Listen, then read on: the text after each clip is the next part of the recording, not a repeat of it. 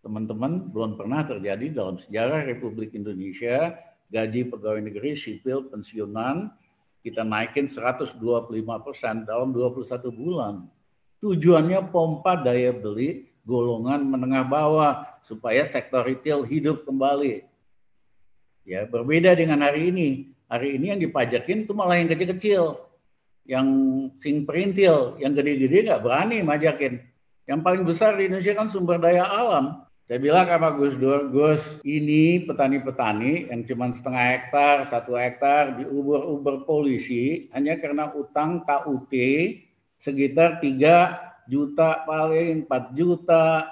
Emang kalau kita udah sita tanahnya kita mau apain? Jadi gimana Rizal? Gus Dur tanya. Gus, kita hapusin semua. Loh, ini kan 26 triliun. Ya 26 triliun saya cari lagi dari sumber yang lain, Gus. Nah, apa sih yang membedakannya? Yang membedakannya itu keberpihakan sama rakyat biasa yang menengah bawah. Yang kedua, yang dipompa itu ekonomi yang menengah bawah, bukan ekonominya taipan-taipan yang gede-gede. Tidak berpanjang kata lagi, dipersilakan Pak Dr. Rizal Ramli, kemudian nanti kita akan tanya jawab. Dipersilakan. Pak Taufan. Ya. Tadi Pak Marzuki dan kawan-kawan, namanya teknologi, walaupun nggak bisa ketemu, tapi kita bisa diskusi via online. Saya hari ini kita dalam krisis ekonomi dan tidak tertutup kemungkinan akhirnya jadi krisis sosial dan politik. Karena itu saya coba bandingkan dengan tahun 1998. Tahun 1998, 97 sebelumnya, kami meramal 2 tahun sebelumnya pada bulan Oktober 96. Dan seperti biasa dibantah oleh Menteri Keuangan, oleh Gubernur Bank Indonesia, dibantah oleh analis dalam luar negeri, itu dalam laporan sekitar 150 halaman, dan ternyata laporan Econet itu betul-betul terjadi persis seperti yang diramalkan, karena semua basisnya angka, bukan analisa yang sifatnya kualitatif. Pada waktu itu, basis kami memperkirakan bakal ada krisis hanya 3 indikator. Satu, hutang Indonesia sudah sangat besar, terutama hutang swasta. Yang kedua, defisit current account kita sudah nomor 2 terbesar setelah Thailand. Dan yang ketiga, rupiah overvalue sekitar 15%.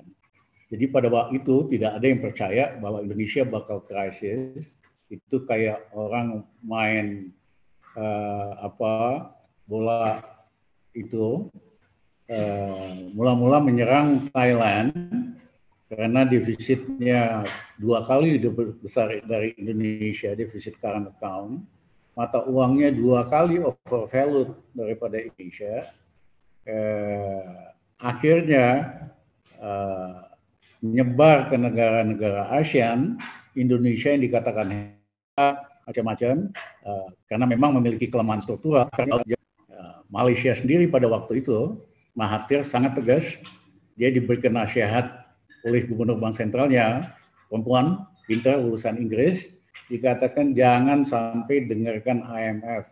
Kalau dengarkan IMF, mata uang ringgit akan jatuh, dan yang kedua, ekonomi Malaysia akan rontok, dan akhirnya Perdana Menteri Mahathir pun akan jatuh. Oleh karena itu, Mahathir ambil inisiatif untuk melakukan capital control. Uang yang udah pernah masuk ke Malaysia untuk beberapa waktu, hampir 2 tahun, nggak boleh keluar sama sekali. Diprotes oleh semua analis keuangan di seluruh dunia, tapi ternyata resepnya Mahathir ternyata berhasil. Indonesia karena mendengarkan IMF jauh lebih rusak daripada seharusnya. Harusnya ekonomi kita waktu itu rata-rata 6,5%. Tanpa IMF memang akan anjlok, tapi hanya sekitar 2-3%. Dengan mengundang IMF dan rumusnya yang malah mencelakakan, itu ekonomi Indonesia anjlok dari rata-rata 6% ke minus 13%, hampir 19%. Anjloknya termasuk paling besar waktu itu di dunia, dan biaya penyelamatannya, bailout-nya termasuk terbesar, hampir lebih dari 80 miliar dolar.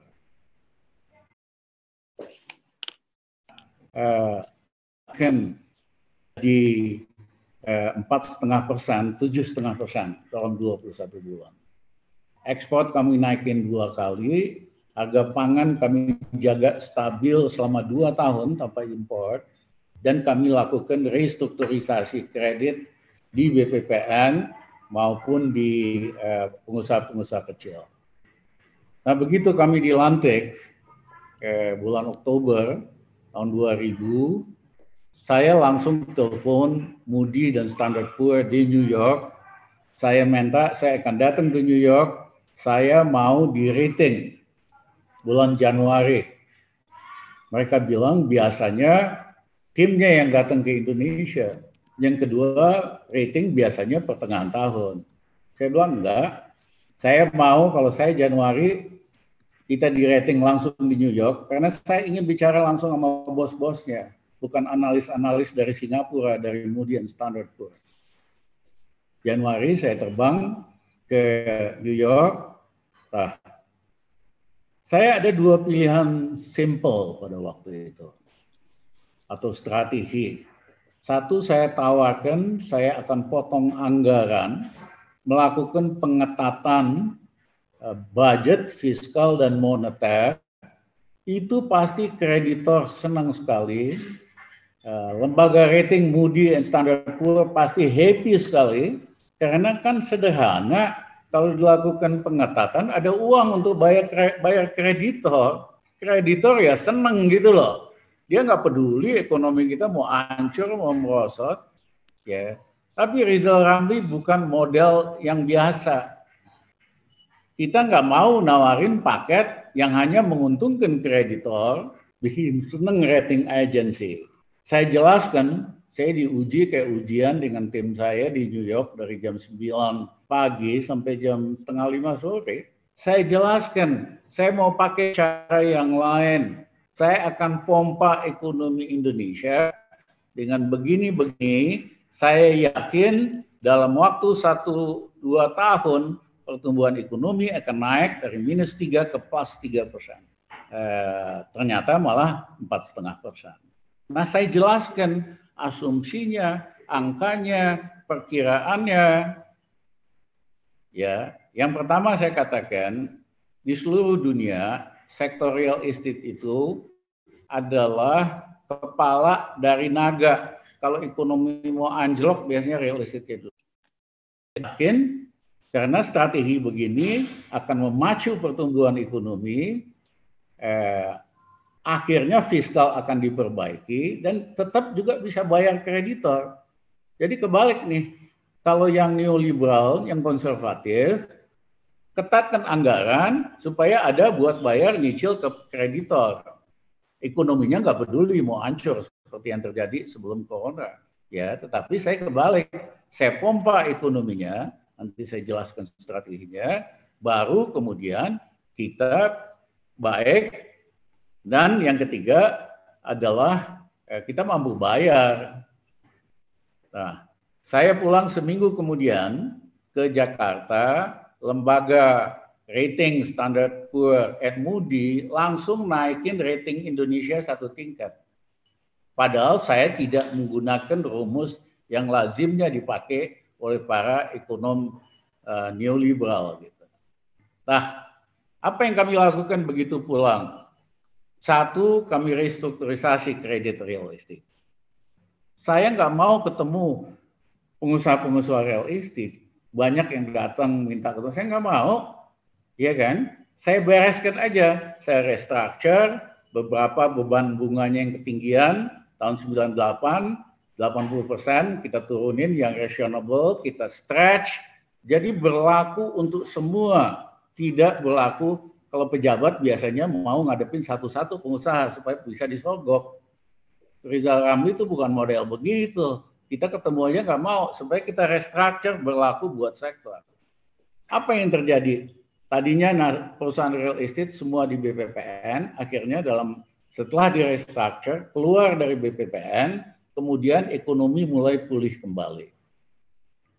Nah, pulih betulan zaman Megawati, ya, sehingga Budiono bisa klaim ini kerjaan dia, padahal dia kagak ngapa-ngapain gitu loh.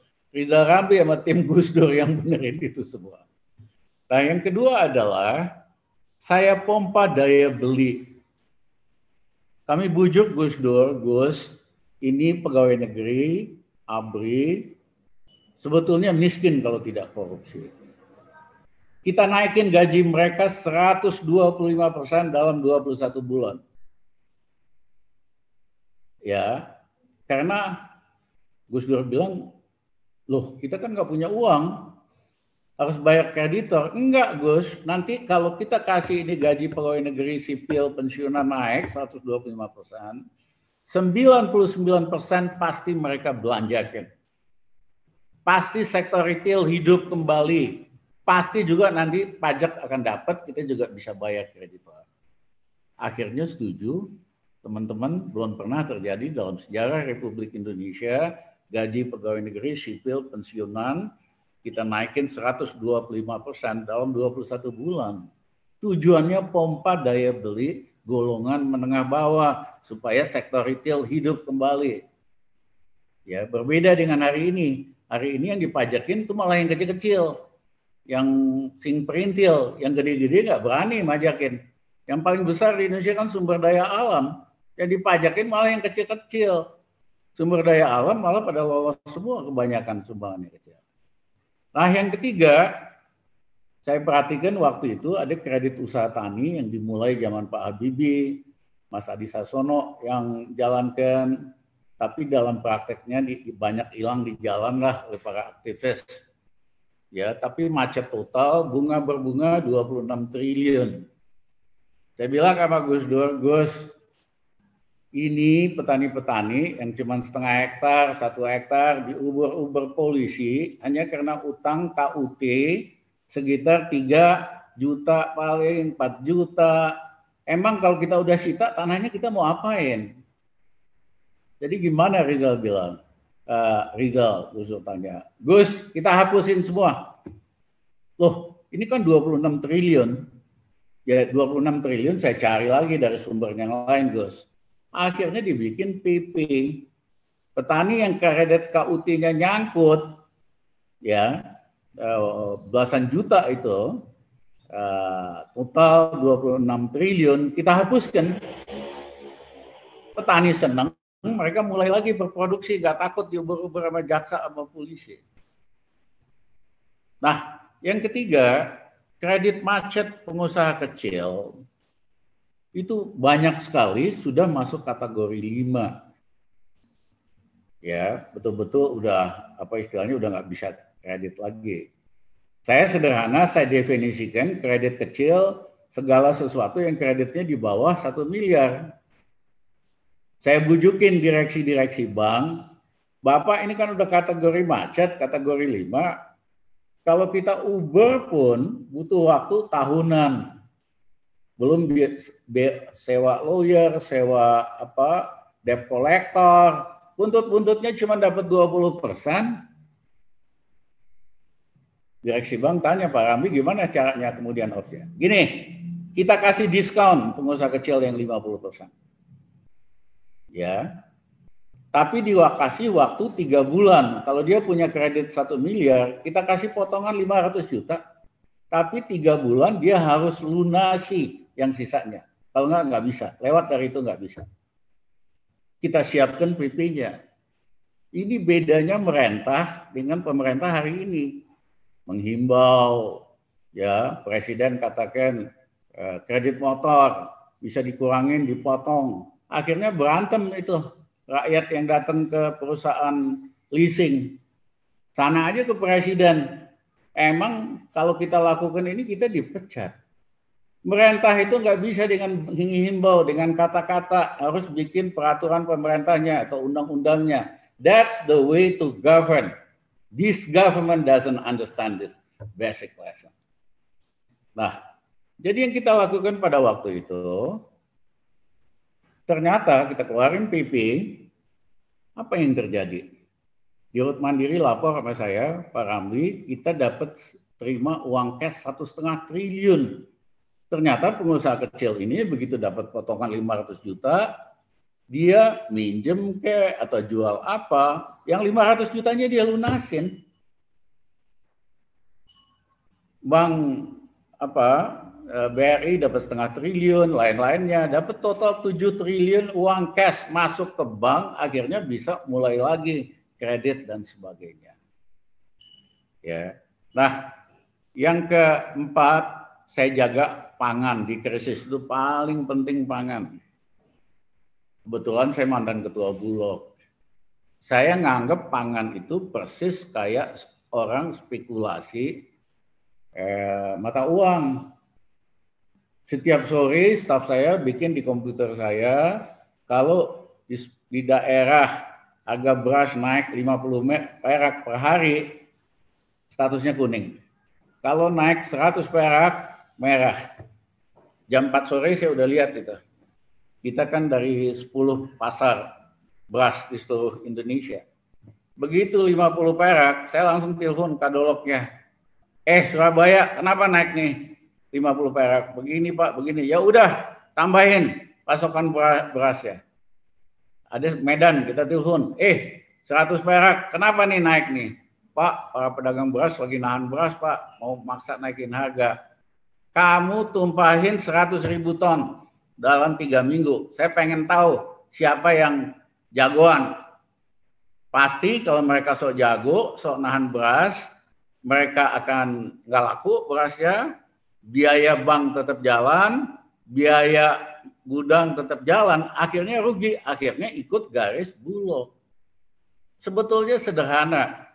Karena Bulog stoknya waktu itu cuma 2 juta ton, pasar beras 32 juta ton. Jadi kita nggak nunggu di koran rame, ya kan, beras naik, akhirnya daerah lain ngikut. Ya, sederhana kok. Kalau cuma spekulator di Surabaya atau daerah-daerah, kita bisa kalahkan dengan stok cuma 2 juta ton. Ya, itulah caranya kenapa Rizal Ramli berhasil dalam 2 tahun harga beras sama sekali nggak naik, stabil. Dan rakyat kita kalau beras ada, sederhana kok. Kalau perutnya kenyang, warak, hatinya tenang, pikirannya lurus. Tapi kalau dia nggak warak, lapar, hatinya panas, pikirannya mulai ngaco-ngaco. Dan itu yang terjadi sekarang. Kenapa saya bilang krisis ini bisa punya dampak sosial politik. Ya, kemudian macam-macam lah apa yang kita lakukan. Ya, sehingga apa yang terjadi? Ekonomi naik dalam 21 bulan dari -3 ke 4,5. Ekspor naik 2 kali. Waktu itu anak buah saya namanya Luhut Panjaitan, Menteri Perdagangan. Ya, Bang, ini caranya kerjain nih. Ini gini-gini, kejar Uber. Ya Uber. Saya kasih contoh, pada waktu itu harga minyak goreng naik hampir 3 kali. Kenapa? Di seluruh dunia harga palm oil CPO naik 3 kali. Pengusaha-pengusaha raja-raja sawit ini udah untung besar karena di luar negeri harganya naik 3 kali. Tapi mereka greedy. Mereka kurangin pasok di dalam negeri buat dijual keluar. Akibatnya harga minyak goreng naik 3 kali. Sederhana. Saya panggil Luhut Panjaitan. Bang, ini daftar Taipan di sawit. Ini yang swasta, ini yang BUMN. Panggil, kumpulin, kasih makan siang yang enak, sampaikan pesan saya. 1, kalian tuh udah untung dari kenaikan harga internasional. Jangan terlalu rakus.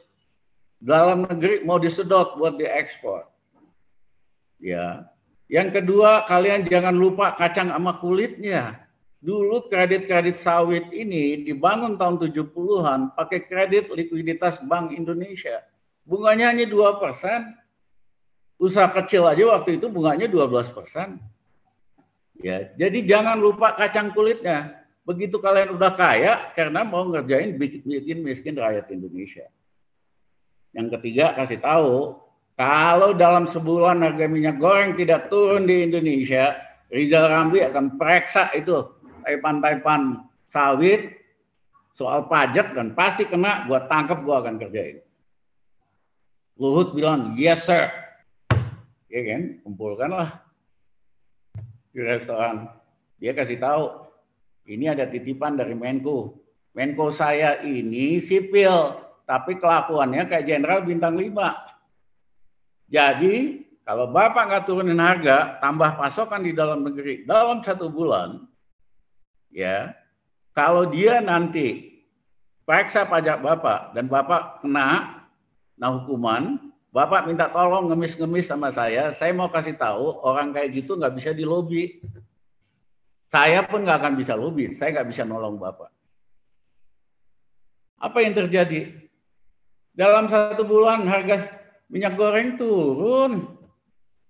Itulah peranan negara di dalam ekonomi yang undang-undang dasarnya itu bukan ekonomi superkapitalis. Kalau menyangkut kepentingan rakyat banyak, hajat rakyat banyak, negara posisinya mesti jelas, mesti berpihak sama rakyat, bukan kepada taipan atau orang asing. Ya, tapi kalau misalnya harga mobil naik, motor ya silahkan aja, nggak ada masalah. Tapi begitu menyangkut rakyat banyak, kita harus kerjakan. Nah, ada contoh-contoh lain yang kami lakukan, sehingga Bapak Ibu, Gini indeks terendah dalam sejarah Indonesia modern terjadi zaman pemerintahan Gus Dur. Jumlah lapangan kerja yang diciptakan per tahun, ya, itu hampir 1,8 juta orang. Pemerintah Jokowi hanya bisa ciptakan kerjaan 300.000 orang, dan sebagainya, dan sebagainya. Nah, apa sih yang membedakannya? Yang membedakannya itu keberpihakan sama rakyat biasa yang menengah bawah. Yang kedua, yang dipompa itu ekonomi yang menengah bawah, bukan ekonominya taipan-taipan yang gede-gede. Hari ini kan pada minta sama pemerintah, tolong bantu dong kita swasta yang gede-gede ini, minta duit, lupa saya 200 triliun atau 300 triliun. Gitu diladenin. Kebayang nggak kalau duit itu dipakai buat pompa yang bawah aja? Pulih ekonomi kita cepat. Jadi ekonomi itu tidak sama. Saya tahu Bapak Ibu semua ekonomi. Dipikir semua ekonom sama. Tidak. Ekonom itu ada ekonom yang keberpihakannya jelas sama rakyat, sama negara. Yang kedua ekonom neoliberal yang belajar di Amerika, nyontek apa yang dilakukan di Amerika, nggak ngerti dia dampaknya terhadap rakyat biasa. Dan buntutnya banyak merugikan. Nah, saudara-saudara, sekarang saya mau bicara hari ini. Saya bandingkan dulu 98 sama hari ini. Sebelum ada corona, ekonomi kita udah di awal krisis. Bapak ikutin aja Twitter Rizal Ramli sejak 2 tahun yang lalu. Angka-angkanya tuh ramalannya rata-rata benar semua. Bukan saya sombong, saya bukan dukun. Karena saya monitor terus angka makro, mikro secara reguler. Bikin simulasi, kalau ini terjadi gimana, kalau ini nggak terjadi gimana. Itu yang membedakan Rizal Ramli dengan ekonom yang cuma hanya baca koran gitu. Nah, apa bedanya? Tahun 98, Indonesia udah terlalu banyak utang. Tapi yang swasta yang berutang, bukan pemerintah. Kasarnya utang swasta 60%, pemerintahnya 40%. Bagaikan petinju, karena kebanyakan utang, udah goyang begini. Kena jab, kena krisis, yaitu waktu Sinarmas, grup nomor 2 di Indonesia, tidak mampu bayar bondnya 18 juta dolar, 18 miliar dolar. Iya kan?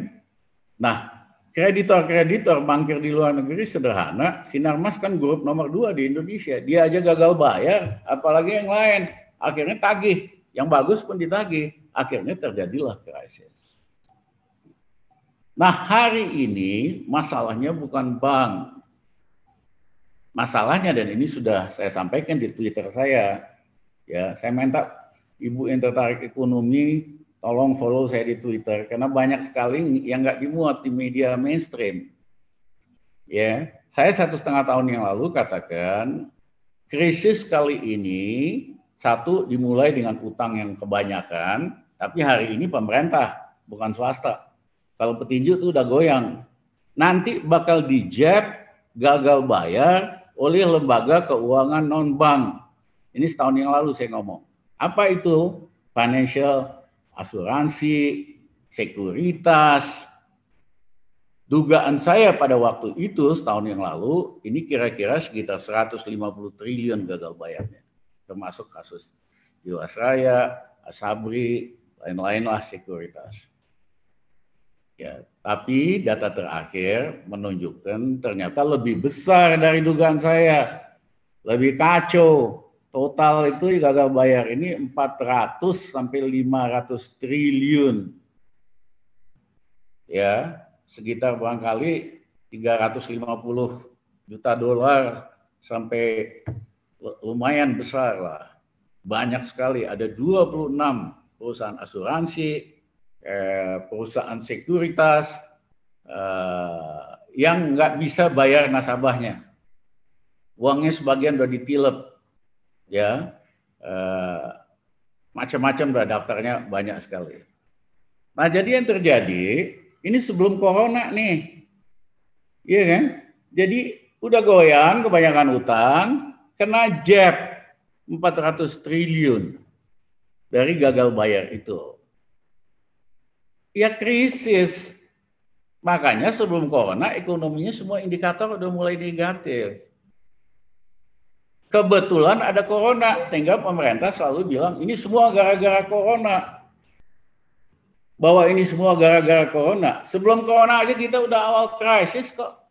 Indikator current account defisit besar, trade balance besar defisitnya, primary balance di budget juga sama.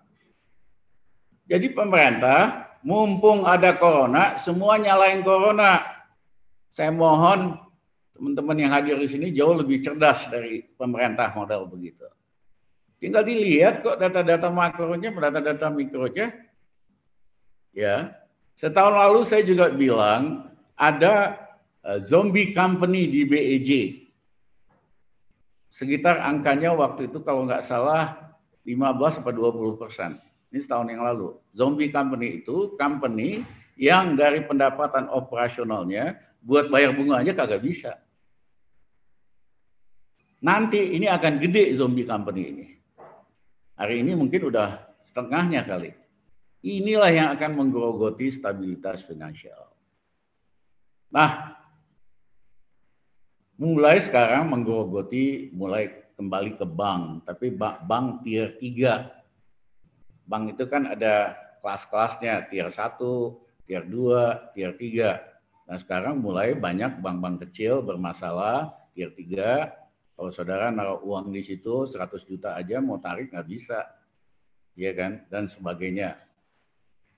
Ya, yang terjadi di Bukopin lah contohnya dan sebagainya. Ya.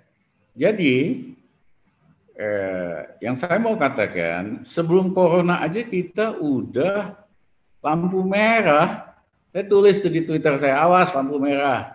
Cuma kan sebelah sana kepedean. Wah benar ekonomi bagus, begini, begitu.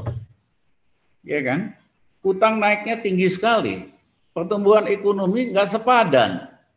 Logikanya sederhana kan. Kalau misalnya ngutangnya naik 2 kalinya, ya kan? Harusnya pertumbuhan ekonomi lebih tinggi dong, 7%. Ini kagak. Apa yang terjadi? Ya, saya harap kita semua lebih cerdas dengan data-data palsu, hoax dari pemerintah model begini. Nah, datang corona, tentu masalah jauh lebih kompleks, jauh lebih ribet. Nah, corona itu sendiri mulai di Wuhan pertengahan Desember, pertengahan Januari sudah ada kasus corona di Indonesia menurut Fakultas Kedokteran UI. Tapi dari pertengahan Januari sampai Maret, yang ada itu ngibul. Nggak benar, nggak ada. Orang Indonesia banyak makan bumbu, ya kan? Cuacanya panas, kebal lah kita. Menteri-menterinya ngomong gitu. Come on, wake up. Brazil itu mataharinya sama kita panasnya. Orang Spanyol itu orang Brazil doyan makan bumbu. Hari ini Brazil paling tinggi di Latin Amerika. Nomor 2 setelah Amerika. Jadi kita kehilangan waktu 2,5 bulan dari pertengahan Januari sampai pertengahan Maret. Berbohong, membantah-bantah ini nggak benar, nggak itu. TKA Cina dibiarin terus masuk. Ya, padahal Vietnam tetangganya itu Cina, begitu ada di Wuhan terjadi dia tutup tuh perbatasannya, orang Cina nggak boleh ke Vietnam. Dampaknya apa? Vietnam termasuk terendah dalam kasus corona. Kita karena ada pejabat yang sangat pro Cina, ya kan, masuk terus. Kalau perlu dikasih insentif. Nah, nyelesain masalahnya gimana? Nyelesain masalahnya waktu itu diumumin oleh pemerintah akan menghabiskan 73 miliar untuk menyewa buzzer dan influencer. Kita ini udah gendeng. Ada masalah bukan ahli yang dipanggil, ahli dokter, ahli bakteria, ahli apa? Sewa buzzer, sewa influencer, selebriti yang pengikutnya banyak, yang nggak ngerti masalah disuruh ngomong sesuai dengan skripnya pejabat pemerintah. Ada masalah apa aja diselesaikan dengan buzzer. Gimana mau maju bangsa kita? Masalah harus diselesaikan secara ilmiah, bukan buzzer. Ada apa aja buzzer. Tapi saya perhatiin, saya minta staf saya coba monitor siapa pejabat yang nyewa buzzer dan influencer. Kesimpulan sementara dia, Pak, kalau pejabatnya korup, ya prestasinya kagak ada, pasti dia nyewa buzzer sama influencer. Ya kan? Karena dia mau citranya bagus, citranya hebat, masalah nggak selesaikan, korupsi jalan gitu loh. Ini yang merusak Indonesia ini buzzer, ini sampah demokrasi, dipelihara main kuasa-kuasa.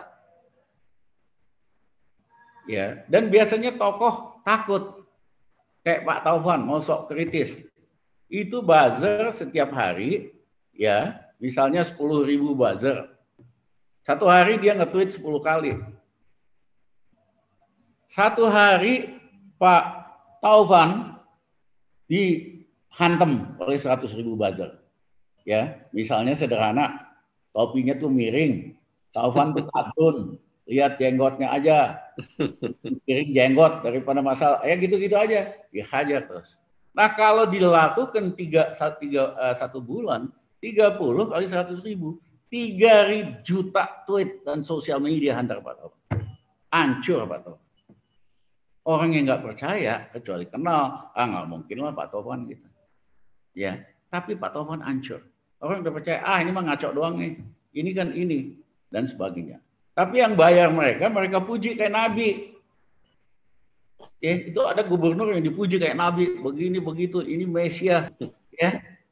Nah, tetapi ini bisa terjadi karena the power of money itu tadi.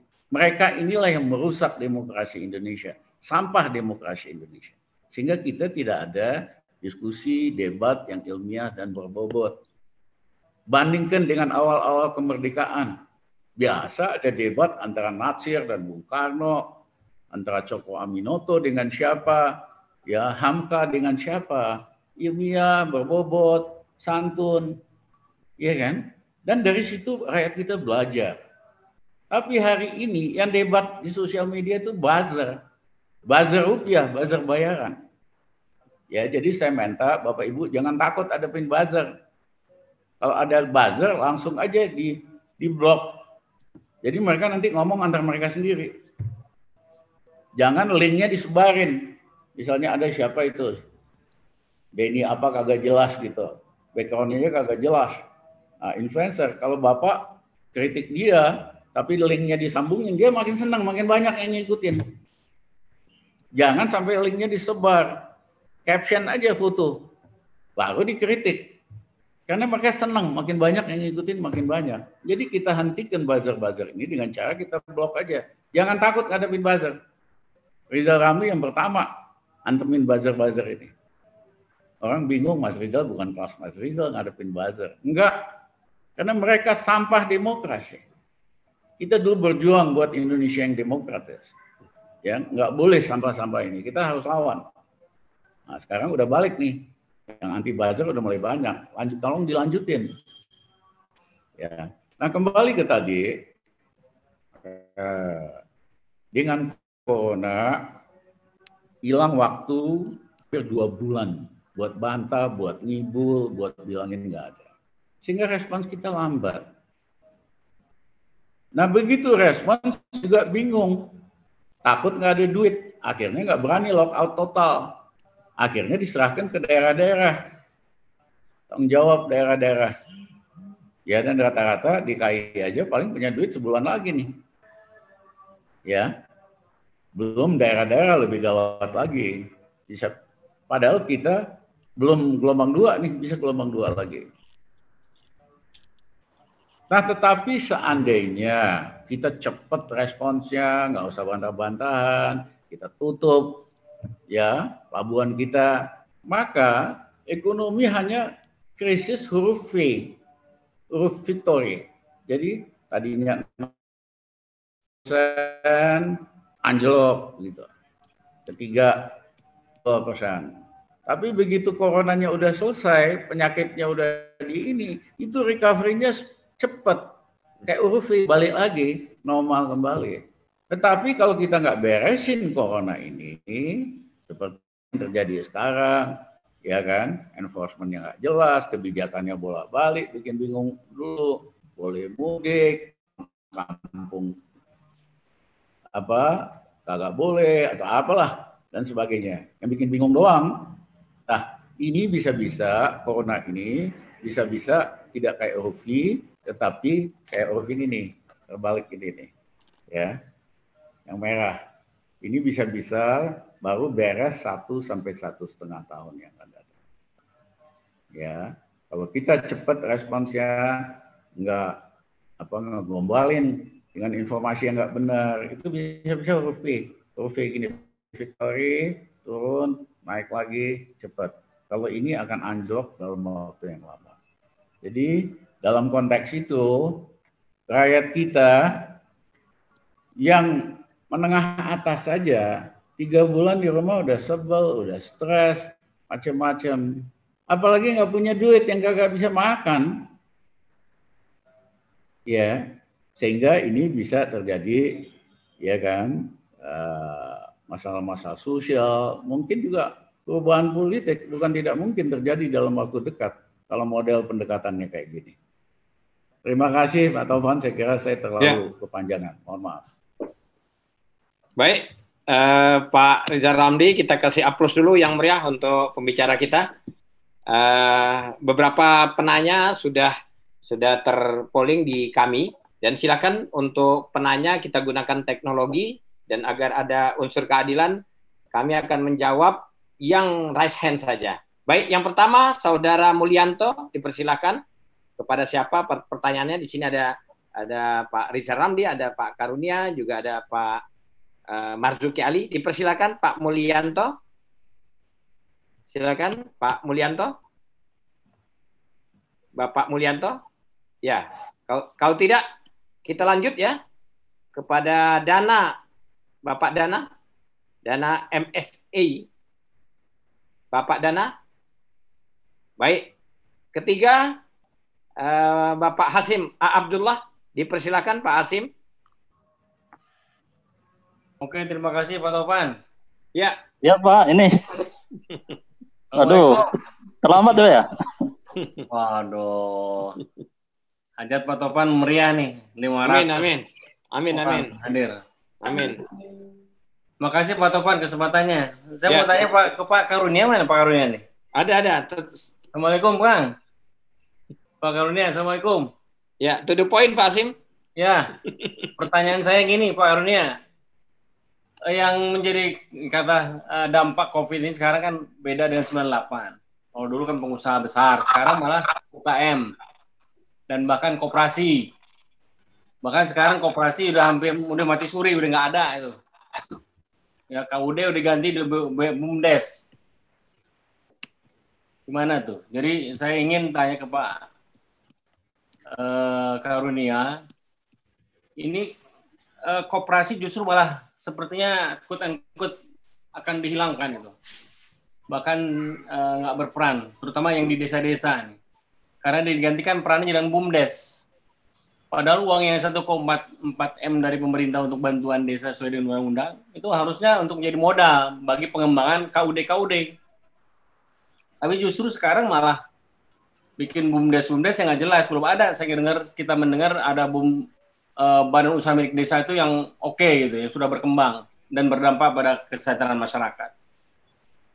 Saya ingin tanya konsepnya Pak, ini pengembangan itu gimana? Bahkan koperasi ini mungkin yang menonjol sekarang UMKM-nya, UMK.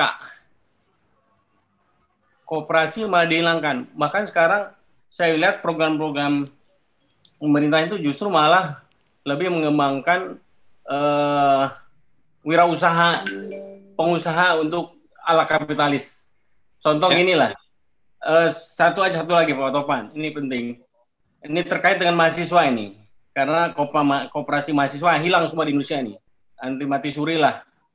Kita di Kopma Unpad dan di tempat-tempat lain juga udah tidak ada. Di Setiami juga udah kayak kurang peranannya. Nah, terkait dengan itu, mungkin perlu juga Bapak-Bapak ekonom ini berbicara tentang koperasi. Bagaimana peranan dulu di backup oleh Menkop dan juga Depdikbud, ya, kemudian juga ada Menpora. 3 kementerian ini bersama-sama mendukung koperasi mahasiswa. Sekarang hilang juga. Jadi saya ingin teman-teman Bapak-Bapak ekonom ini berbicara tentang hal tersebut. Terima kasih Pak Karunia, Pak Riza. Terima kasih. Assalamualaikum. Ya, baik. Poinnya adalah peran dan perhatian terhadap koperasi UMKM. Berikutnya Pak Dana tadi, penanya berikutnya kita polling dulu Pak ya. Kepada Ya, Pak Dana, Pak. Silakan. Silakan. Ya. Ini Pak, mungkin ke Pak Prof. Rizal ya Pak ya. Ini dulu waktu krisis moneter tahun 98 ya Pak ya. 2000 yang krisis ekonomi itu. Itu kan UMKM itu kan jadi pahlawan pertumbuhan ekonomi gitu. Sementara untuk sekarang UMKM itu boleh dikatakan dibunuh gitu. Nah, dari sini kira-kira apa yang bisa memicu pertumbuhan ekonomi Indonesia gitu, Pak? Karena gini, pertumbuhan ekonomi diakui atau tidak itu sangat berpengaruh terhadap kesejahteraan masyarakat Indonesia. Itu aja mungkin intinya, Pak. Ya. Cukup, Pak? Cukup, Pak. Baik. Kita polling dulu Pak Rizal dan Pak Karunia. Kepada Pak Ibu Yulistina, dipersilakan. Dia sudah raise hand. Kita berikan kesempatan. Silakan. Ibu Yulistina. Ibu Yulistina, Anda sudah raise hand? Atau agak kesulitan unmute-nya? Ya, berikutnya Saudari Ardi Prawiro. Ardi Prawiro, Anda sudah raise hand? Ya, Yulistina, silakan Yulistina. Halo, benar Pak? Ya, dengar langsung. Yulistina. Ke Pak Riza, Pak Dr. Riza. Yang saya tanyakan adalah kebijakan apa yang paling penting Pak ya sekarang ini untuk sektor real, karena kondisi kita kan sekarang ini menurun terus pendapatan. Nah, sektor realnya apa Pak yang kebijakan yang paling penting untuk kita sekarang sehingga pemerintah bisa fokus ke sektor mikronya itu. Saya rasa itu Pak. Terima kasih. Ya, terima kasih. Silakan Pak Ardi Prawiro. Ya, terima kasih. Bismillahirrahmanirrahim. Assalamualaikum warahmatullahi wabarakatuh. Terima kasih kesempatannya Pak Tovan. dan kepada para narasumber Dr. Rizal Ramli dan Dr. Karunia. Saya ingin bertanya kepada Dr. Rizal Ramli, ya, ada sentimen-sentimen yang diberikan oleh Dr. Rizal Ramli, ada yang saya setujui. Nah, ini juga ada yang menarik, karena saya ingin melihat juga terkait dengan materi yang Dr. Karunia juga sampaikan terkait dengan pengangguran. Kemudian juga mengangkat tadi Dr. Karunia juga mengangkat topik yang katanya lagi seksinya itu Omnibus Law. Nah, kita lihat beberapa waktu kebelakangan ini muncul berita-berita terkait dengan tenaga asing yang dipekerjakan di Indonesia. Kemudian ada beberapa berita terkait kasus seperti buruh yang demo menutup jalan dan lain sebagainya terkait dengan kasus keadaan ini. Saya ingin tahu pendapat Dr. Rizal Ramli terkait dengan kebijakan ekonomi yang diambil pemerintah selama masa pandemi ini terkait dengan tenaga kerja dan pengangguran ini. Menurut Pak Rizal Ramli, apakah sudah cukup, atau kalaupun salah, apakah ada sangkut pautnya atau ada efeknya sehingga terjadi hal-hal yang kita dengar di berita beberapa waktu belakangan itu. Ya, cukup ya. Ya, terima kasih. Jadi ini respon terhadap analisis kebijakan TKA ya. Baik, berikutnya penanya berikutnya yang sudah resen, Abdul Saprin Daeng. Bapak Abdul Saprin Daeng, dipersilakan. Halo, Bapak Saprin Daeng. Ya, sudah resen. Ya, mungkin lupa ya. Berikutnya Pak Abdul Saprin Daeng. Ya, berikutnya Bapak Hantyo Pranolo. Hantyo, halo. Bapak Hantyo Pranolo. Ya, berikutnya Bapak Dr. Jafril. Silakan Pak Jafril. Halo, Pak Jafril. Halo Pak Topan. Ya, silakan. Direct langsung Pak Jafril Halil. Ya, ini ke Pak RR ya. Kan sudah banyak kali itu diingatkan oleh Pak RR ke presiden yang sekarang ini dan seluruh jajarannya lah tentang kondisi ekonomi Indonesia ini. Kan nggak mau dengar itu. Jadi udah macam-macam analisa, sampai analisanya udah emosional sekali tuh. Saya dengar di TV One waktu itu kan. Tapi juga nggak ada tanggapan apa-apa dari pemerintah. Nah, saya pikir gini, kalau baiknya itu kan mulai dari presidennya itu ke bawah ditukar saja gitu secara konstitusi kan.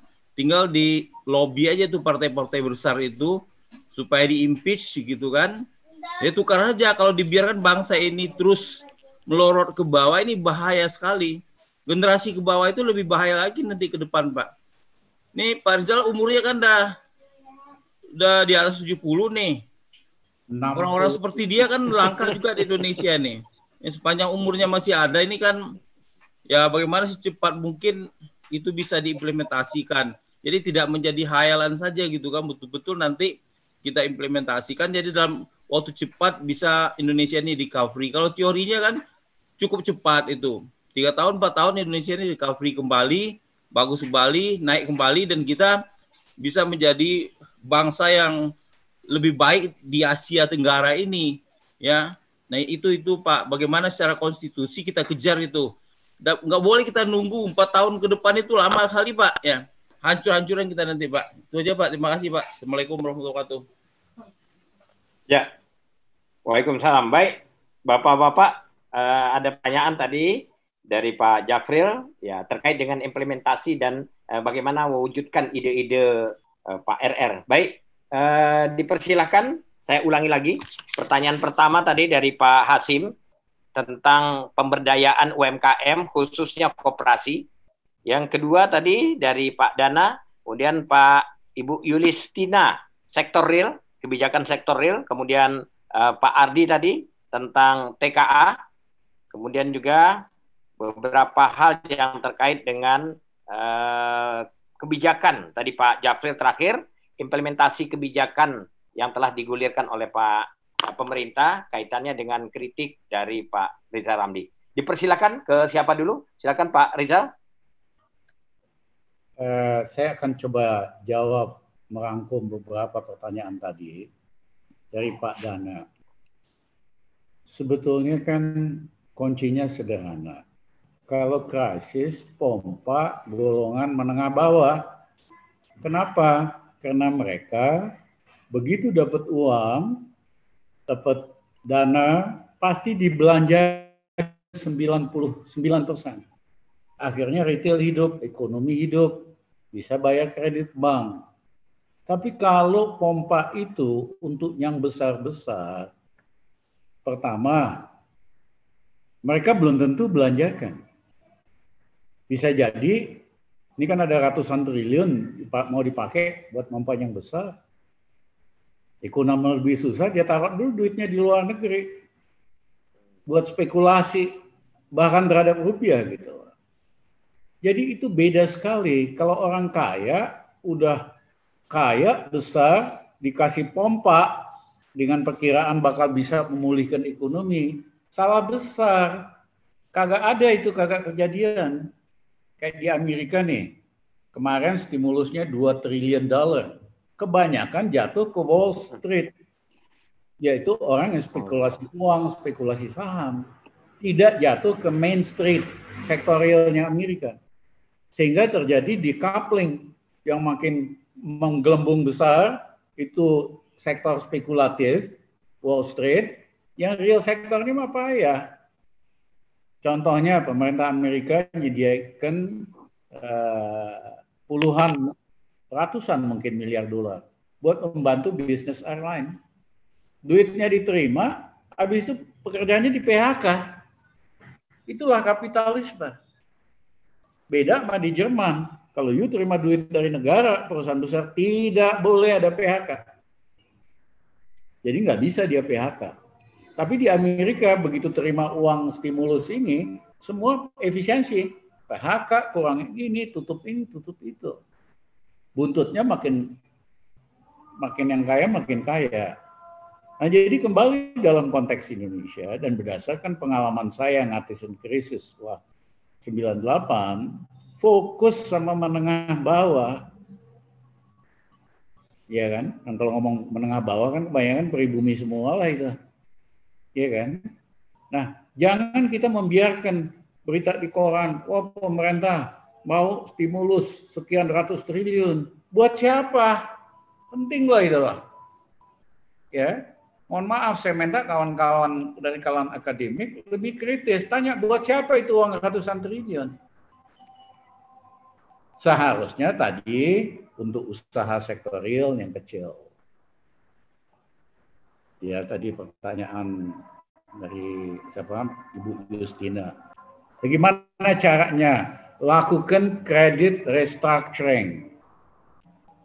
Misalnya, nggak usah bayar utang dulu lah sampai Januari. Pemerintah kan bisa handle, tapi bukan dengan ngomong, dengan pidato, bikin peraturan pemerintahnya, bikin undang-undangnya kalau perlu. Gimana? Karena kalau misalnya yang punya utang, ekonomi lagi lesu, kegiatan kagak ada, bayar utang, akhirnya apa? Ibu kepaksa buat bayar utang, jual aset dengan harga super murah. Ya, minta dong pemerintah untuk usaha kecil, sampai jangan bayar dulu lah, kasih grace period sampai Januari. Dan nggak usah ribet, kecil itu berapa. Kayak saya dulu 1 miliar ke bawah itu kecil udah. Jangan debat kusir gitu loh. Karena nanti ada juga yang main, oh kecil itu 30 miliar, 50 miliar, kan ribet kita. Iya kan? Fokus aja yang 1 miliar atau 2 miliar ke bawah itu kecil. Minta grace period sampai akhir tahun. Jadi pemerintah mau bantu ekonomi, bantu yang ginian. Jangan pakai bahasa sumir. Mau bantu usaha siapa? Gede lah duit ratusan triliun dipakai buat kagak jelas begitu. Nah, yang kedua adalah credit expansion. Justru ditambahin modal kerjanya. Setelah di-restructuring, dikasih credit expansion. Hari ini dari seluruh bank kita, kredit kecil itu hanya 17%. Yang gede itu dapat 83%. Pengertian kecil itu saya lupa dah, udah 20 miliar atau apa kecil. Itu cuma 17% dari total baki kredit. Ya kita geser dari 17 dalam setahun ini kita naikin jadi 25% atau 30%. Karena yang gede-gede banyak caranya. Dia bisa nerbitin obligasi, nerbitin saham, bisa minjem di luar negeri. Kalau yang kecil kan kagak bisa. Jadi kita bantuin modal kerja dengan alokasi kredit yang tadinya 17%, naikin 25% dalam 1 tahun. Otomatis usaha kecil akan mulai lagi. Nah, tapi memang usaha kecil juga harus belajar. Harus berani beda. Saya suka kasih contoh, dulu saya tinggal di Bandung. Di Jalan Ciamplas ada toko jin, laku. Nambah 10 toko jin. Akhirnya seluruh jalan di Ciamplas jualan jin. Akhirnya semua bangkrut. Karena nggak ada yang berani beda. Kalau dia bukan jualan jin, misalnya itu jualin batik, kayak kaos, lain lagi ceritanya. Kayak saya lah di Kemang nih, saya tinggal di Kemang. Banyak sekali coffee shop, mungkin sekitar Kemang ada 40 kali. Itu kan nunggu waktu bangkrut. Tapi kalau ada yang berani beda, satu bikin toko khusus untuk jus, satu lagi toko kopi dicampur apa kayak apa, bukan kopi biasa, ada toko ice cream, ada toko fruit, macam-macam. Akhirnya hidup.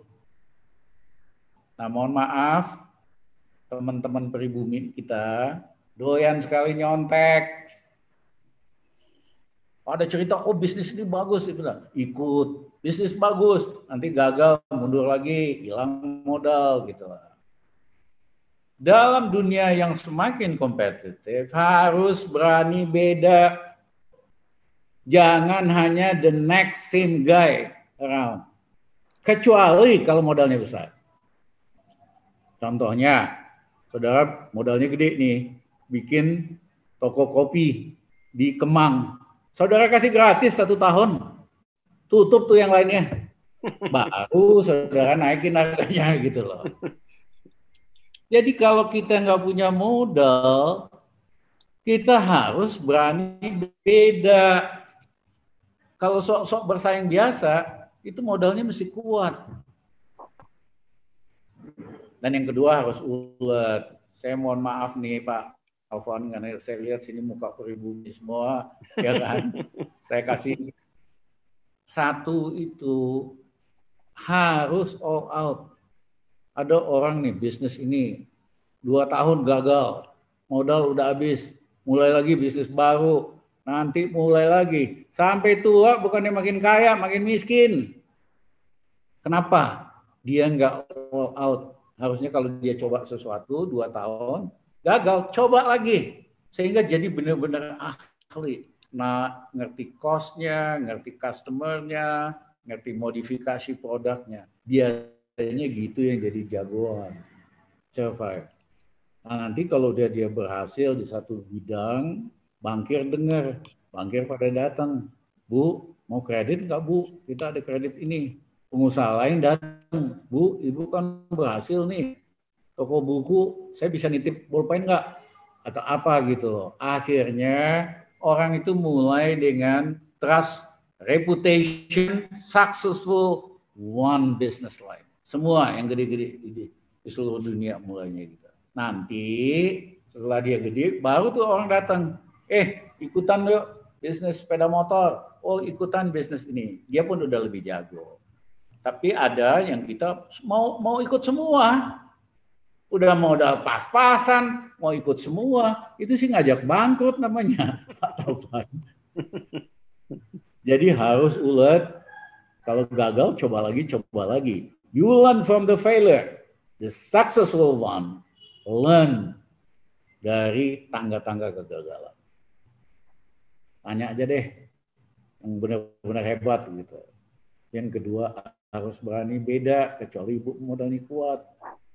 Misalnya ya, ibu jualan apa namanya nih, kerudung atau jilbab. Semua juga jualan jilbab. So what's the difference? Apa yang bedakan Anda? Sehingga orang ngomong, jilbabnya Ibu Justina ini bagus nih, beda gini-gini. Kecuali modalnya gede. Kasih diskon aja, yang lain jual berapa, Ibu jual 50%. Jadi dongeng Ibu, yang lain mati baru hidup. Tapi kalau modalnya nggak kuat-kuat banget, ya kan, don't do it. Harus berani untuk beda. Nah,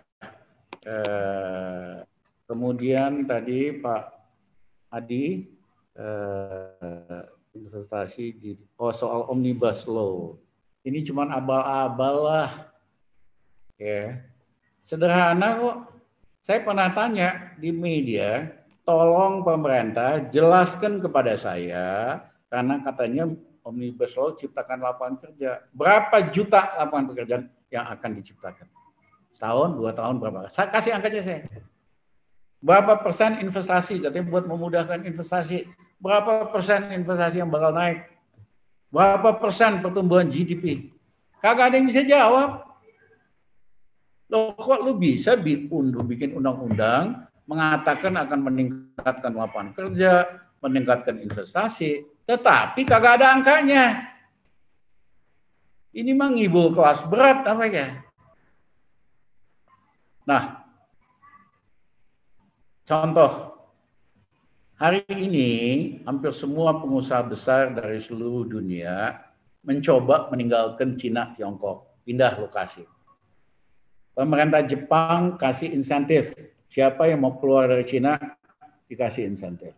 Eropa juga, Amerika juga, ya, karena dia tahu bahaya kalau semua digantungkan sama Cina, urusan pabrik. Cina itu jadi pabrik dunia. Nah, negara-negara memilih apa yang mereka pilih. Negara, cuma 3 negara, 1 Vietnam, yang kedua India, yang ketiga Meksiko. Kita nggak masuk dari daftar investor yang mau pindah itu. Kita harus berani introspeksi, apa sih masalahnya? Masalahnya sederhana, pertumbuhan ekonomi kita hanya 5%. Vietnam 7,3%, India 7%, Meksiko lebih tinggi. Jadi investor mau ke negara yang pertumbuhan ekonominya lebih tinggi. Saya 3 tahun yang lalu udah bilang ke Pak Jokowi, Mas, jangan kampanye come to me, come to Indonesia doang. Investor nggak bakal datang. Jadi kita balik, kecuali di dalam bidang sumber daya alam. Mereka nggak ada pilihan datang ke Indonesia. Jadi strateginya harus dibalik, ekonominya dalam negeri kita pompa dulu dari 5 ke 7%. Otomatis nanti asing datang. Bodoh kalau dia nggak datang. Nah, yang ketiga, biaya investasi itu 1, labor, tenaga kerja. Selama ini selalu dipakai alasan buruh Indonesia kemahalan. Itu nggak sepenuhnya benar. Buruh kita lumayan kompetitif. Tapi orang nggak pernah ngomongin biaya tanah di Indonesia termasuk tertinggi. Di Vietnam rendah, di Cina rendah, di mana-mana rendah. Padahal komponen yang gede selain buruh adalah tanah. Jadi harus ada solusinya. Nah, kalau kita bikin industrial estate di Jawa, udah pasti tanahnya mahal. Tapi kalau kita bikin industrial estate misalnya di Bangka, ya, di Kalimantan Barat atau Kalimantan Timur, masih 20.000 kok masuk hitungannya. Yang ketiga yang nggak pernah dibahas di Omnibus Law adalah birokrasi. Birokrasi kita tukang peres kok. Pejabatnya kerjanya bikin susah. Itu ada istilah di kalangan pejabat. Kalau bisa dibikin susah, kenapa dibikin mudah? Maksudnya supaya pengusaha pada nyogok, kalau nggak keluar izinnya. Loh, ini komponen yang paling sebel orang. Minggu yang lalu Samsung batalin mau investasi miliaran dolar keluar dari Indonesia. Tadinya mau Indonesia. Kenapa? Birokrasinya ribet. Loh, kok bukan ini yang diberesin? Pak Jokowi, menteri-menteri, beresin 3 hal ini. 1, land cost, ya tanah. Ya, negara lain kayak Cina, tanahnya milik negara, dikasih aja sementara buat swasta. Toh pabriknya nggak bisa dibawa kabur. Ya kan? Kita banyak cara lain karena wilayah kita luas. Yang kedua, labor. Labor itu produktivitas, itu tentu kita mesti perbaiki dengan training, dengan manajemen. Yang ketiga, birokrasi. Yang paling menghambat di Indonesia birokrasi kok. Kok itu gak dibahas di Omnibus Law? Makanya saya bilang ini undang-undang abal-abal. Karena nggak berani. Saya tuntut, siapin dong angkanya. You bilang mau ciptakan lapangan kerja, berapa juta you bisa ciptakan 2020? Nggak ada yang bisa jawab. Jadi rakyat kita juga seneng dengan kata jampi-jampi itu, makanya gampang ditipu gitu loh. Naikkan lapangan kerja, ini itu. Tanya kayak berapa angkanya, supaya nanti akhir tahun kita cek, lu bener nggak angkanya. Jadi ada accountability pejabat. Tidak pakai bahasa-bahasa sumir, bahasa-bahasa jampi-jampi itu istilahnya. Jadi rakyat kita ini gampang banget dikasih jampi-jampi, percaya gitu. Kadang-kadang saya sebel juga kalau dari. Nah, tadi Pak Jafril, ini memang Pak Jafril ini jahil nih. Ya. Warning-warning aja gimana. Pak Jafril, memang banyak yang kasih nasihat saya. Pak Ramli, jangan deh dikasih solusi lagi nih pemerintah. Kan saya selalu kritik ada solusinya. Bapak perhatikan saya di sosial media, di Twitter. Kritik ada solusinya. Ya bang, nggak usah deh. Biarin aja hancur nih pemerintah. Biar ganti cepet gitu. Saya dikritik sama teman-teman saya sendiri. Mas Rizal terlalu baik. Yang dikasih solusi dah. Biarin aja biar kapok gitu. Tapi jujur saya nggak mau hancur-hancuran. Ya, karena kalau hancur rakyat kita juga yang kena. Kalau soal mau ganti siapa ganti aja gitu, tapi jangan hancur-hancuran. Nah yang kedua, dalam prakteknya mereka dengerin banyak yang saya omongin. Ingat nggak waktu saya ngomong di ALC, awal krisis itu, fokus anggaran, lakukan realokasi anggaran kalau mau keluar dari krisis corona ini. Pak Jokowi bahasanya sama. Kita harus lakukan realokasi anggaran. Itu kan istilah Rizal Ramli yang keluarin. Kagak ada yang ngomong kayak begitu. Tapi nggak dikerjakan sungguh-sungguh gitu loh. Maunya saya hentikan dulu semua proyek yang besar-besar. Tahun 98 gitu kita hentikan semua proyek-proyek. Nanti ada uang kita mulai lagi. Saya bilang hentikan semua proyek, termasuk ibu kota baru, ya kan? Nah, tapi kan sungkan. Istilahnya sebagian diambil konsepnya, istilahnya, angka-angkanya nggak sama yang saya mau gitu. Ya jelas dong kita kan nggak kuasa. Ya terus saya beberapa bulan yang saya bilang hati-hati, ini ada krisis pangan. Ya di dunia dan di Indonesia bukan hanya karena corona ini ada panic buying, tapi gara-gara golongan menengah tinggal di rumah terus dia lebih banyak makan. Orang kayak saya ke kulkas 1 hari 20 kali. Banyak teman-teman saya bukan social distancing, tapi button distancing. Kancingnya mungkin mulai. Artinya demand on food naik 10%, supaya kurang 25%. Ya Rusia yang tadinya ekspor gandum nggak dibatasin cuma 7 juta ton. Vietnam sama Thailand ekspor pangan dikurangin, mereka mau kasih makan rakyatnya sendiri. Jadi hati-hati. Nanti kalau nggak ada pangan bisa luar biasa ini. Nah ternyata penjelasan saya di TV, sosial media, Pak Jokowi ngadain rapat khusus bagaimana ngitungin ekspor pangan. Cuman kan nggak mau kasih kredit. Orang Indonesia kan pelit, biasa nyontek kali kan, nggak pernah ngaku, nyontek dari siapa kan. banyak sekali lah yang mereka ikutin. Yeah. Ya kalau diceritain. Dan saya juga nggak peduli, selama itu buat kebaikan, please do so. Tapi saya juga tahu, selain kelemahan konseptual dan strategi, karena menteri-menterinya Jokowi tidak ada yang punya pengalaman turn around, membalikkan situasi makroekonomi dari negatif jadi positif. Korporasi, perusahaan, nggak ada yang punya track record begitu.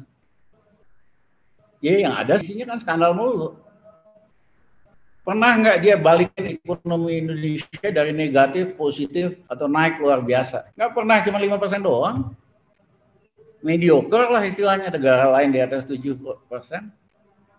Dan tidak ada yang punya pengalaman turn around perusahaan. Ya, saya mohon maaf, Rizal Ramli pimpin Bulog 1 tahun dari merugi naik 5 triliun. Rizal Ramli pimpin Semen Gresik Group, awal saya masuk untungnya hanya 800 miliar, 2 tahun naik 3,2 triliun, 4 kalinya, baru direksi sama karyawan saya naikin. Rizal Ramli benahin PLN, tahun 2000 modal minus 9 triliun. Saya lakukan revaluasi aset, akhirnya modalnya naik dari minus 9 ke 104 triliun, aset naik dari 50 ke 100 dolar, tanpa nyuntikin uang, belum pernah terjadi dalam sejarah Indonesia. Rizal Ramli nyelamatin Bank BII, yang diras, yang bangkrut, besarnya 9 kali dari Bank Century, tanpa uang. Rizal Ramli jadi Preskom BNI 46, 1 tahun untungnya BNI naik dari biasanya cuma 17%, 20%, naik 87%, paling tinggi dibandingkan bank. Itu yang saya katakan pengalaman turn around korporasi, belum turn around ekonomi. Jadi kalau kita berharap bahwa mereka mampu, apa basisnya? Coba tunjukkan track record menteri-menterinya. Siapa yang pernah balikin perusahaan dari negatif ke positif? Yang ada KKN itu mah beda. Bisnis pakai kekuasaan itu paling gampang. Tapi bisnis yang tidak KKN, memperbaiki, mengubah dari negatif ke positif, nggak ada kok di situ. Tetapi justru pada saat krisis itulah diuji kehebatan kepemimpinan seseorang. Presiden paling hebat di Amerika namanya Franklin Delano Roosevelt. Dipilih pada puncaknya krisis ekonomi depresi tahun 30. Kenapa dia hebat? Dia hidupnya susah. Dia anak orang kaya, tapi kakinya cacat, polio, pincang. Dia harus belajar berjalan, berdiri aja, hampir 3 tahun hanya buat bisa berdiri doang. Habis itu buat bisa jalan 10-20 meter. Latihan, jatuh, bangun. Dia buktikan the impossible bisa possible. Orang lumpuh polio yang harusnya di kursi roda bisa jalan walaupun cuma 20-30 meter. Dalam personal life-nya, dia udah dicoba. Begitu dia jadi presiden, Amerika ekonominya anjlok. Bukan nomor 1 di dunia, nomor 7 di dunia. Dia balikin ekonomi Amerika tumbuh hebat, bahkan jadi nomor 1 di bawah kepemimpinan dia. Militer Amerika tadinya kalah sama Jerman, sama Inggris, jadi nomor 1. Rakyat disediakan pekerjaan, dibangunin rumah, dan sebagainya. Kenapa? Dia menolak kalau ada stafnya yang bilang, menterinya bilang kagak mungkin.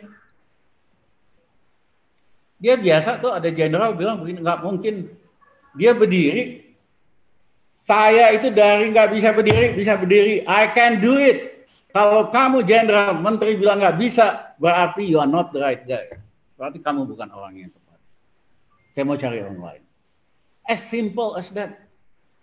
Ya, menterinya bilang nggak bisa, begini, begitu. Ya mohon maaf, orang Indonesia kan paling doyan tuh kasih jawaban, nggak bisa ini, nggak bisa itu. Sama Roosevelt disikat langsung. Saya dari nggak bisa jalan, I can do it. Turn the impossible jadi possible. You have to do it. Otherwise, you are not qualified to be my minister, my general. Nah, kita perlu yang gini-gini di Indonesia. Ya, Pak Harto, walaupun saya pernah ditangkap sama Pak Harto, saya nggak suka otoriternya, tapi dia kayak begitu. Kalau you nggak perform, disikat. Ya, dan dia ngikutin. Nah, pemimpin-pemimpin begitu, hidupnya itu penuh cobaan, susah. Nabi kita aja kan susah hidupnya waktu kecilnya. Ya, jadi tapi ada juga orang yang miskin tapi hidupnya seneng gitu loh, jangan salah loh. Banyak tuh, udah miskin, di rumah ada pembantu, ada apa, segala macam. Hidupnya mah nyaman. Yang saya maksud hidup pernah cobaan, memang dia jatuh bangun sesuatu. Nah, Pak Jahil, saya anak yatim piatu sejak 6 tahun. Dari keluarga biasa, bapak saya guru, bapak saya bedana, ibu saya guru. Semua bilang kamu nggak akan jadi apa-apa kok, anak yatim piatu, keluarga biasa. Saya ubah itu. Saya balikkan kepahitan, tantangan, jadi ujian untuk bisa lebih kuat, lebih hebat. Jatuh bangun, ITB diterima, mau bayar uang kuliah aja nggak punya. Saya harus kerja dulu jadi buruh percetakan di Kebayoran Baru, kumpulin duit 1 semester, baru bayar. 6 bulan bisa kuliah, habis itu nggak bisa makan, bingung. Oh, saya ingat, saya bahasa Inggrisnya bagus, bisa nulis, bisa ini. Akhirnya saya terjemahan, kerja sebagai penerjemah bahasa Inggris. Ya. Nah, saya patahkan dari nggak mungkin jadi mungkin. Modal saya bukan masuk gorong-gorong. Ya, kalau dandanan kita malah lebih keren. Ya kan, Bu? Tapi semua pemimpin pergerakan kita kayak dulu. Keren-keren, Bu. Pakai jas dasi, nasionalis, mau Masyumi, mau sampai itu PKI, pakai jas dasi semua. Karena dia pengen kasih harapan rakyat Indonesia hidup lebih baik.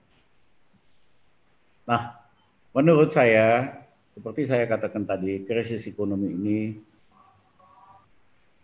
kemampuan nggak punya, track record nggak punya, sementara rakyat nggak sabar dengan krisis ini. Seperti saya katakan tadi, yang golongan menengah punya uang aja sebel kok gara-gara corona ini, diam di rumah doang. Itulah yang menjelaskan kenapa demo di Amerika besar sekali. Karena golongan menengahnya stres di dalam apartemen, akhirnya keluar ikut, walaupun mereka bukan orang kulit hitam. Jadi kekuatan yang besar. Nah, apalagi nggak punya uang, nggak bisa makan. Jadi kalau mereka tidak hati-hati, nggak belajar, masih main-main, bercanda-bercanda doang, ya. Dan saya mohon maaf, Pak Harto tuh kuat banget, jenderal yang bersedia mati, banyak banget. Hanya butuh waktu 22 hari buat diganti, mulai dari tanggal 2 Mei sampai 22 Mei. Kenapa? Kan baru dipilih 11 Maret 98. Kuat dong, hebat dong. Elit percaya nggak mungkin Pak Harto jatuh. Tentara di belakang dia, DPR semua ikut dia. Hanya butuh waktu 22 hari. Tanggal 1 mereka bikin blunder, naikin harga BBM. Ya, si Hubert Neis, saya ingat dia undang saya ke suite-nya di Grand Hyatt. Saya datang sama satu teman, dia tanya, Dr. Ramli, kita mau bujuk pemerintah Soeharto buat naikin BBM. Menurut Anda gimana? Saya bilang sebagai ekonom, saya ngerti semua alasan naikin BBM. But please don't do it. Karena suasananya udah panas. Hubert Neis sombong sekali. Dia bilang, Dr. Ramli, Anda berlebih-lebihan. Saya setiap pagi pakai celana pendek, jogging di daerah miskin di Kebon Kacang. Saya lihat orang Indonesia senyum-senyum aja tuh. Saya marah sekali Pak Taufan dalam hati. Orang Indonesia kagak sarapan pagi, pengangguran, belum tentu makan siang. Lihat bule senyum sama dia pasti senyum balik. Orang Indonesia kan baik. Itu bukan indikator dari kesulitan. Saya katakan, Dr. Nis, I don't want to argue with you. Just take a note of what I said. Saya tinggal. Itu saya ketemunya 26 April 98. Mereka berhasil bujukin naikin BBM. Mei 98. Hari kedua demonstrasi besar-besaran, rusuh di Makassar. Seminggu kemudian Medan, kemudian masuk Jogja, Solo hancur, akhirnya Jakarta soal terjadi. It just take 22 days. Hanya 22 hari. Jangan sok jago lah istilah saya. Kalau nggak baca perasaan rakyat, pikiran rakyat, nggak ada empati sama rakyat. Hari susah begini semua mau dinaikin. BPJS mau dinaikin, Tapera, ya kan? Mau dinaikin, listrik mau dinaikin. Kalau cuman bisanya ngutang sama naikin, anak SD juga bisa jadi pemerintah. Bener loh. Saya sama Gus Dur kan, Gus Dur juga ngerti banget soal hitungan. Cuman guide-nya sederhana. Dia angkat saya ketua Bulog. Gus, saya mesti ngapain? Kamu harus bikin petani senang. Caranya gimana? Terserah kamu. Saya kan jelas nggak mau bikin susah petani. Ya, atau bikin sesuatu gitu. Kamu cariin jalannya, kamu kan pinter. Iya kan? Jangan ini BPJS, menteri bilang nggak ada Pak, harus dinaikin. Kalau presiden yang canggih, ada hatinya, presiden itu harus punya hati. Sederhana. Menteri-menteri, kamu pikirin jalannya dong, kamu kan pinter-pinter. Cari kayak cara lain. Pasti ada cara lain dong. Iya kan? Atau Tapera mau dinaikin. 3% pegawai negeri, gajinya harus dipotong, termasuk swasta. Emang satu-satunya cara itu malah ada banyak cara lain. Ya, presiden itu cukup. Saya nggak suka ini, karena ini konstituen saya rakyat biasa. Pak Harto itu, walaupun dia udah jadi jenderal, jadi presiden, dia selalu merasa anak petani. Jadi dia kalau menyangkut petani, jangan bikin susah petani. Menterinya bilang harus gini-gini. Enggak, cariin jalan yang lain. Ya, dan kalau orang pintar mesti ada dong caranya yang lain. Emang buat memecahkan matematika, rumusnya cuma satu. Saya didik anak-anak saya, diri saya, ya matematika, cara tradisional 6 langkah. Kita bikin 3 langkah gitu.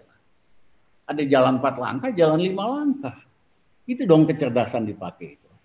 Presiden cukup punya hati. Jangan naikin ini, jangan bikin susah. Ya, siapa nih yang kena kayak tadi duit ratusan triliun buat pompa yang gede, jangan dikasih yang gede lagi dah, udah kayak pompa sama yang menengah kecil bawah gitu. Nah, aja April, perubahan akan datang, ya. Nah, poin saya minta juga kawan-kawan yang hadir ini. Terus terang saya mau hadir nih gara-gara Pak Taufan doang. Ya kan, saya diundang di banyak orang Pak Taufan.